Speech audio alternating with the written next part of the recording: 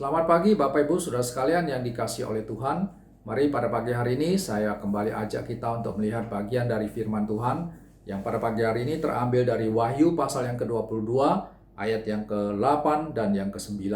Pada bagian ini dikatakan demikian, dan aku Yohanes, akulah yang telah mendengar dan melihat semuanya itu, dan setelah aku mendengar dan melihatnya, aku tersungkur di depan kaki malaikat yang telah menunjukkan semuanya itu kepadaku untuk menyembahnya.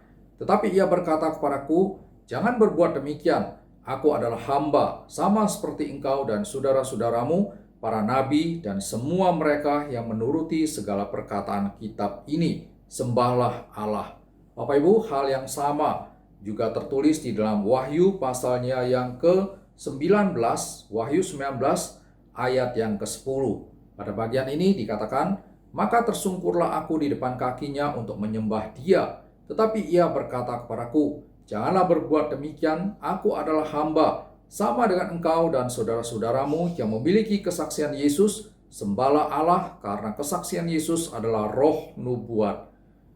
Kalau kita membaca bagian ini, dua bagian ini khususnya, kita akan menyaksikan sesuatu yang sangat-sangat luar biasa dan memberkati sekali. Karena kita melihat bahwa pada waktu Rasul Yohanes berhasil menyaksikan hal-hal yang begitu misterius, menyaksikan bagaimana tabir ilahi tentang akhir zaman, apa yang akan terjadi pada masa yang akan datang, semua yang disingkapkan kepadanya melalui perantara malaikat. Maka begitu kagum Rasul Yohanes terhadap apa yang dia lihat tersebut, sampai dia mengucapkan terima kasih begitu mendalam dengan cara mau menyembah malaikat tersebut. Nah Bapak Ibu, kita melihat bahwa sikap malaikat yang adalah hamba Tuhan yang setia tersebut adalah menolak penyembahan. Dia katakan bahwa aku adalah hamba sama seperti engkau dan saudara-saudaramu, para nabi dan semua orang yang mengikuti atau menuruti segala perkataan kitab ini. Lalu dia mengatakan sembahlah Allah. Nah sikap yang demikian ini sangat-sangat berarti, sangat-sangat penting sekali. Menjadi satu pelajaran yang terus-menerus harus kita pegang di dalam kehidupan kita sebagai para pelayan Tuhan, sebagai hamba-hamba yang ditugaskan untuk mengerjakan pelayanan-pelayanan di tengah dunia ini. Bapak Ibu Saudara sekalian, kita tahu bahwa seorang hamba yang benar dan yang setia adalah selalu punya karakteristik untuk terus memuliakan Tuhan. Itu berarti bahwa hamba yang benar adalah hamba yang terus-menerus harus hidup berdasarkan prinsip doxological.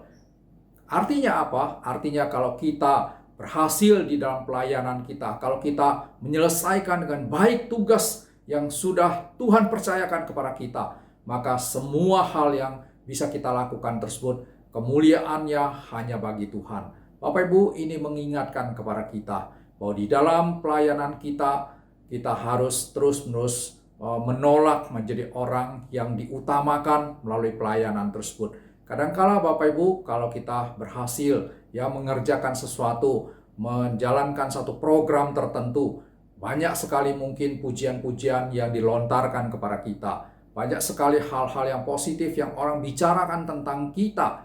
Nah, di situ kita mungkin menjadi orang yang bisa lupa bahwa pada saat itu kita menikmati akan pujian-pujian tersebut. Kita merasa bahwa karena sayalah semuanya itu bisa berjalan dengan baik. Karena sayalah semua pelayanan tersebut bisa terselesaikan dengan begitu sukses adanya. Kita lupa bahwa pada saat kita berhasil di pelayanan, kemampuan kita itu adalah anugerah Tuhan. Bukan semata-mata karena segala pengalaman kita, bukan semata-mata karena skill kita, bukan juga semata-mata karena kecermerlangan daripada konsep-konsep atau pemikiran kita. Bapak Ibu, memang di dalam semuanya ini kita harus mempunyai satu kesadaran kepekaan rohani yang begitu mendalam, sehingga kalau kita berhasil, maka kita tidak akan mengambil kredit itu bagi diri kita sendiri.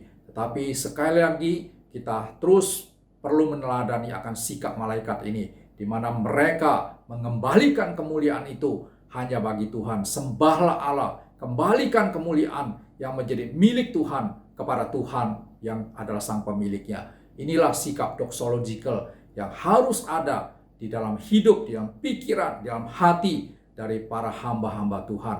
Yaitu setiap kita yang punya kesadaran untuk melayani Tuhan dengan motivasi yang benar, dengan motivasi yang cuman untuk kemuliaan daripada Tuhan semata. Biarlah perenungan kita pada pagi hari ini menolong kita untuk terus menghidupi prinsip doxological tersebut, supaya Tuhan dimuliakan melalui apa yang kita lakukan, melalui apa yang kita kerjakan di dalam pelayanan-pelayanan kita. Tuhan memberkati kita semua. Amin.